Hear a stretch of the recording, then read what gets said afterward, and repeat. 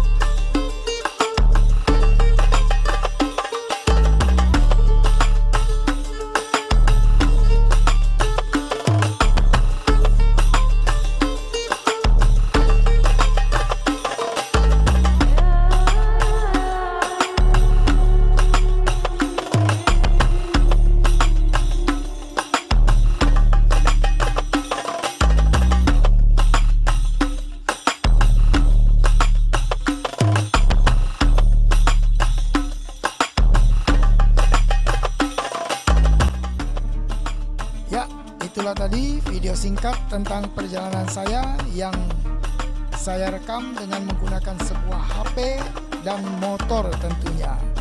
Semoga video ini bermanfaat bagi kita semuanya. Sekian dulu video saya kali ini. Sampai jumpa di video saya yang berikutnya. Oke, see you. Bye.